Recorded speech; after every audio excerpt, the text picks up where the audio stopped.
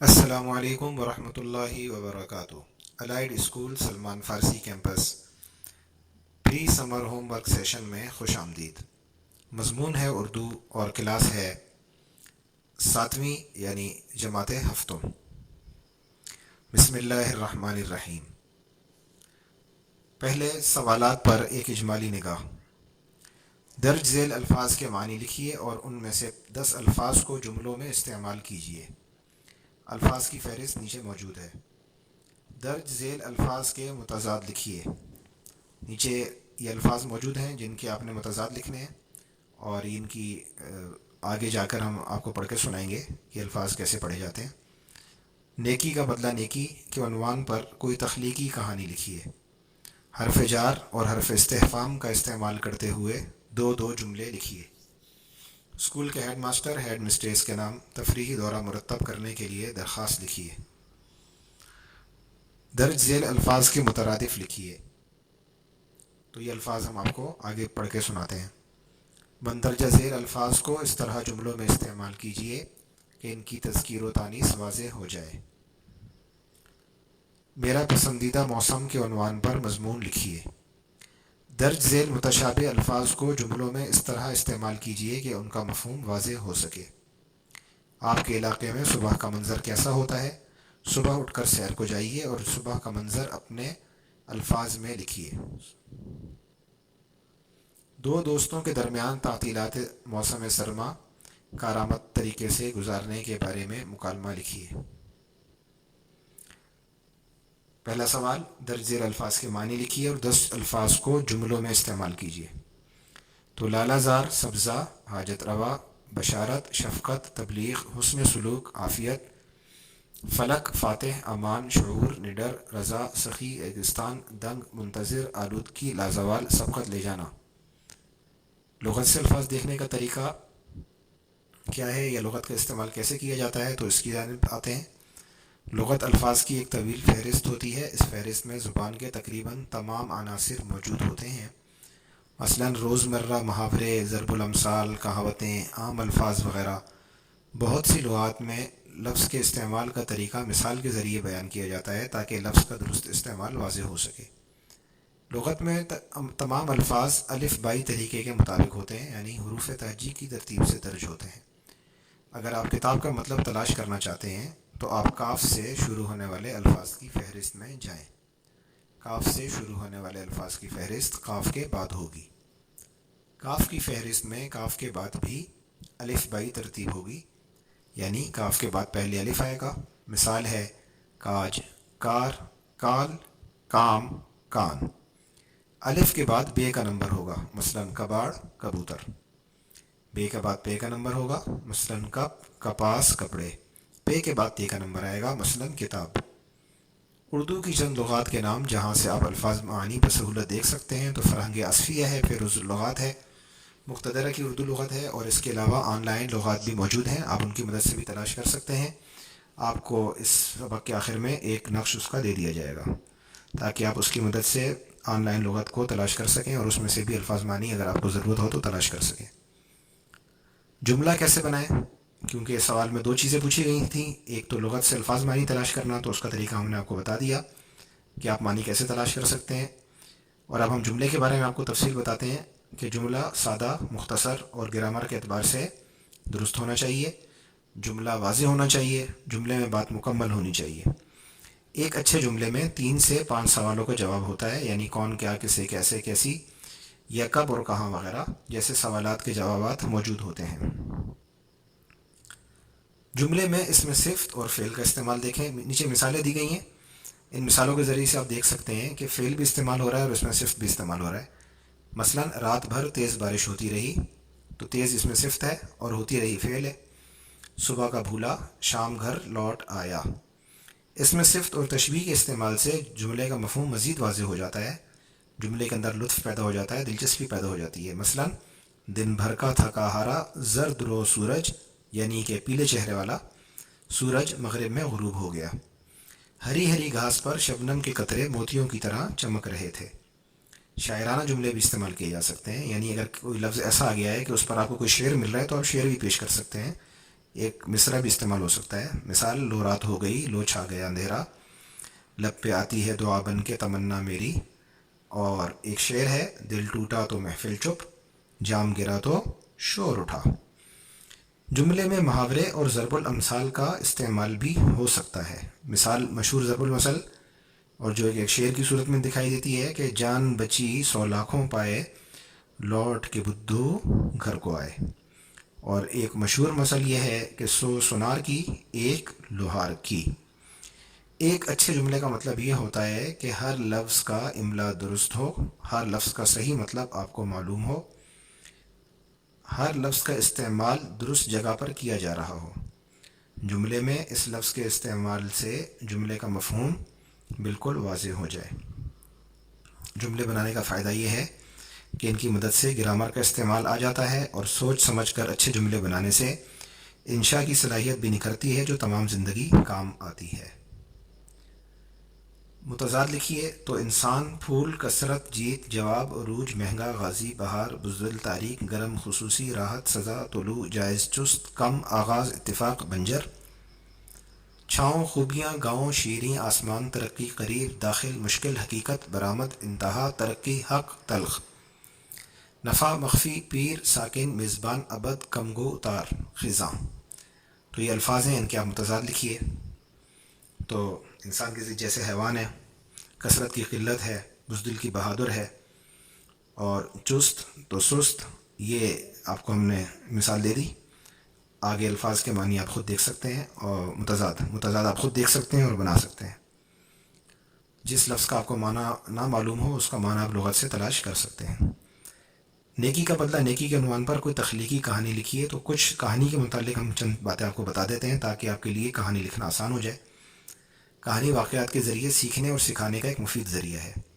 فارسی کے ایک شعر کا مطلب ہے کہ دنیا کے تمام لوگ بچوں کی طرح ہیں، اگر تم انہیں کوئی بات سمجھانا چاہتے ہو تو انہیں کہانی سے سمجھاؤ. آسمانی کتابوں میں بھی انسانوں کو واقعات کے ذریعے مثالیں دے کر سمجھایا گیا ہے. قرآن کریم میں سیدنا یوسف علیہ السلام کے ایک واقعے کو احسن القصص یعنی بہترین قصہ کہا گیا ہے. ہر کہانی کا کوئی پلاٹ یا خاکہ ہوتا ہے، یعنی مرکزی خیال آپ اسے کہیں یا مقصد کہیں، یہ جس پر کہانی بنی جاتی ہے، کہانی جس پر کے مطابق لکھی جاتی ہے. اور ہر کہانی اسی خاکے، پلاٹ، مرکزی خیال اور مقصد کے ساتھ جڑی ہوئی ہوتی ہے. مثال کے طور پر نیکی کا بدلہ نیکی کا مرکزی خیال یہ ہے کہ جو شخص بھی نیکی کا کام کرتا ہے تو آخر کار وہ نیکی لوٹ کر اسی کی جانب آتی ہے، یعنی نیکی کرنے والوں کو اس کی نیکی کا بدلہ نیکی یعنی بھلائی اور اچھائی کی صورت میں ملتا ہے. کہانی میں بیان کردہ مقصد کرداروں ان کے جملوں اور واقعات کی مدد سے مقصد کو کرداروں ان کے جملوں اور واقعات کی مدد سے سمجھا سمجھایا، سیکھا سکھایا جاتا ہے. کہانی میں واقعات اس ترتیب سے بیان کیے جاتے ہیں کہ ہر واقعے کا دوسرے کے ساتھ گہرا تعلق ہوتا ہے. گویا کہانی واقعات کی ایک زنجیر ہوتی ہے جس میں ہر واقعہ دوسرے سے جڑا ہوا ہوتا ہے. کہانی عام طور پر گزرے ہوئے واقعات پر ہی لکھی جاتی ہے، اس لیے کہانی میں ماضی کے الفاظ مثلاً تھا، تھی، تھے وغیرہ استعمال ہوتے ہیں. ہر کہانی کا کوئی نہ کوئی نتیجہ یا سبق ضرور ہوتا ہے. ہر کہانی کو کوئی مناسب عنوان دینا چاہیے، یعنی ایسا عنوان جو کہانی کے مقصد یا نتیجے کے مطابق ہو. جیسا کہ فاختہ اور چیونٹی کی کہانی سے ہمیں یہ سبق ملتا ہے کہ احسان کے بدلے ہمیشہ احسان کرنا چاہیے. آگے چلتے ہیں. حرف جار اور حرف استفہام کا استعمال کرتے ہوئے دو جملے لکھیے. تو حرف جار کی مثال، حرف جار کیا ہیں؟ نے، میں، پر، کا، کو، کی، کے، سے، کے بعد وغیرہ یہ حروف جار ہیں. یہ اسم یا ضمیر کے بعد آتے ہیں اور اس کے ساتھ جملے میں آنے والے کسی فعل کو جوڑتے ہیں. مثلاً بدر اختر صاحب نے، جو اسکول پرنسپل ہیں، ہدایات جاری کی. اس جملے میں نے یعنی بدر اختر صاحب نے حرف جار ہے، اور یہ جملے میں آنے والے فعل کیا ہے؟ ہدایات جاری کی. تو یہ اس فعل کا تعلق اپنے سے پہلے یعنی نے اپنے سے پہلے والے اسم، وہ کیا ہے؟ بدر اختر صاحب کے ساتھ جوڑ رہا ہے. یہ فعل کو اسم کے ساتھ جوڑ رہا ہے. تو حرف استفہام کا کام یہ ہے کہ وہ فعل کو اسم کے ساتھ جوڑ دیتا ہے. حرف استفہام یہ وہ حروف ہوتے ہیں جو سوال یعنی کسی چیز کے متعلق دریافت یا استفسار کرنے کے لیے استعمال کیے جاتے ہیں. مثلاً کیوں، کیا، کیسے، کب، کہاں وغیرہ.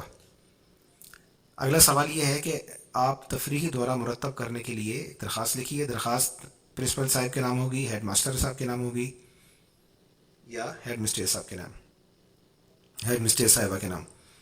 تو درخواست میں ہم کسی ضرورت کا اظہار کرتے ہیں. درخواست اس فرد کے نام لکھی جاتی ہے جو اس ضرورت کو پورا کر سکتا ہو. مثال کے طور پر اسکول سے چھٹی درکار ہو تو پرنسپل ہی کے نام درخواست لکھی جائے گی. درخواست مختصر اور سادہ الفاظ میں لکھی جاتی ہے. آپ کی کتاب میں درخواست کا نمونہ اور قواعد موجود ہیں. اگلا سوال یہ ہے کہ مترادف لکھنے ہیں آپ نے.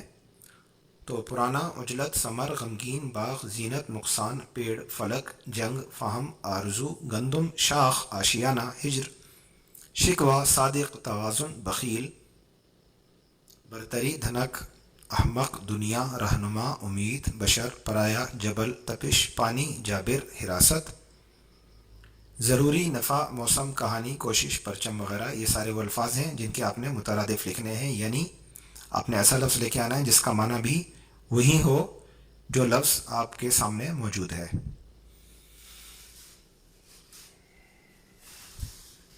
اگلا سوال ہے کہ جملوں کو اس طرح استعمال کیجئے کہ ان کی تذکیر و تانیث واضح ہو جائے. تو یہ الفاظ موجود ہیں، ان پہ آپ نے جملے بنانے ہیں، لیکن جملے ایسا بنانا ہے آپ نے، ہر جملہ ایسا ہونا چاہیے کہ وہ دیے گئے سوال کو کے متعلق بتائے کہ وہ مذکر ہے یا مؤنث. مثلا محنت کرنی چاہیے اور ماحول کو صاف ستھرا رکھنا چاہیے وغیرہ. تو آپ کوشش یہ کیجئے کہ جو بھی آپ جملے بنائیں وہ اپنی طرف سے بنائیں، کہانی بھی آپ اپنی طرف سے لکھیں. اس میں آپ یہ پوری کوشش کریں کہ آپ محض نقل کر کے نہ لکھیں. مثال کے طور پر اب آپ دیکھیے کہ اگلا سوال ہے میرا پسندیدہ موسم. یہ اس پہ آپ نے مضمون لکھنا ہے، تو کوشش کیجئے کہ یہ مضمون آپ اپنی طرف سے لکھیے. مضمون نویسی بھی ایک فن اور صلاحیت ہے. کسی موضوع یا عنوان پر خیالات کا تحریری اظہار مضمون نویسی کہلاتا ہے. یعنی اگر آپ اپنے اسکول کے متعلق اپنے خیالات کو سلیقے کے ساتھ تحریر کریں تو یہ مضمون کہلائے گا. مضمون ہمیشہ کچھ حصوں میں تقسیم ہوتا ہے. ایک حصہ کم از کم ایک پیراگراف یعنی 4-5 سطروں پر مشتمل ہونا چاہیے. پہلے پیراگراف میں آپ مضمون کا تعارف کرواتے ہیں، یعنی یہ بتاتے ہیں کہ مضمون کس بارے میں ہے، آپ کس موضوع پر اپنے خیالات پیش کر رہے ہیں. دوسرے اور تیسرے اور مضمون طویل ہو تو اس کے بعد والے حصوں میں آپ اپنے خیالات پیش کرتے ہیں. آخری حصے یعنی آخری پیراگراف میں آپ نے جو بتایا ہو اس کا نتیجہ یا خلاصہ بیان کرتے ہیں. میرا پسندیدہ موسم کے متعلق لکھتے ہوئے آپ اس موسم کے متعلق ضروری تفصیل بھی بتائیے اور یہ بھی لکھیے کہ یہ موسم آپ کو کیوں پسند ہے. درج ذیل متشابہ الفاظ کو جملوں میں اس طرح استعمال کیجیے کہ ان کا مفہوم واضح ہو سکے. تو متشابہ وہ الفاظ ہوتے ہیں جو لکھنے یا پڑھنے میں ایک جیسے ہوں لیکن ان کے معنی میں فرق ہو، یعنی مطلب الگ الگ ہو. یہ کاش، قاش، یہ لکھنے میں اگر ایک جیسے نہیں بھی لگ رہے تو بولنے میں ایک جیسے لگتے ہیں. علم اور علم، نظر، نظر، مشق، مشق، نقطہ، نقطہ، آر اور آر. تو ان کے معنی آپ دیکھیے کیا ہیں اور آپ ان میں فرق کیا ہے اس کو سمجھیے اور آپ اس کے بعد انہیں جملوں میں استعمال کیجیے. متشابہ الفاظ مترادف سے مختلف ہیں. مترادف میں معنی ایک ہوتے ہیں لیکن الفاظ مختلف ہوتے ہیں. یہاں معنی میں فرق ہوتا ہے لیکن لکھنے میں یا پڑھنے میں ایک جیسے لگتے ہیں. اگلا سوال ہے کہ آپ کے علاقے میں صبح کا منظر کیسا ہوتا ہے. صبح اٹھ کر سیر کو جائیے اور صبح کا منظر اپنے الفاظ میں لکھیے. تو مختصر سا آپ کو بتا دیتے ہیں کہ منظر نگاری کا استعمال کہانی اور ڈراموں وغیرہ میں ہوتا ہے. منظر نگاری کے ذریعے ماحول، موسم، فضا وغیرہ کو بیان کیا جاتا ہے. مثلا موسم کیسا تھا، ہوا کیسی چل رہی تھی، ارد گرد سبزہ، فصل، باغ وغیرہ کیسے تھے، یعنی فصلیں وغیرہ کیسی تھیں، پرندے کیا کر رہے تھے، کیا ہو رہا تھا اس موسم کے اندر، آپ کو کیسا لگ رہا تھا، آپ کے جذبات اور احساسات کیا تھے، آپ کیا سوچ رہے تھے. یہ سب چیزیں ملا کر منظر نگاری کی جاتی ہے.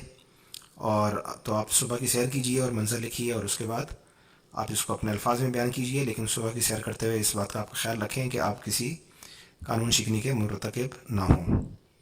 دو دوستوں کے درمیان تعطیلات موسم سرما کارآمد طریقے سے گزارنے کے بارے میں مکالمہ لکھیے. دو یا دو سے زائد افراد کی باہمی گفتگو کو مکالمہ کہتے ہیں. مکالمہ دلچسپ، شگفتہ اور واضح جملوں میں ہونا چاہیے. گفتگو بمقصد ہونی چاہیے اور مکالمے کے آخر میں اس گفتگو کا کوئی نتیجہ بھی ہونا چاہیے.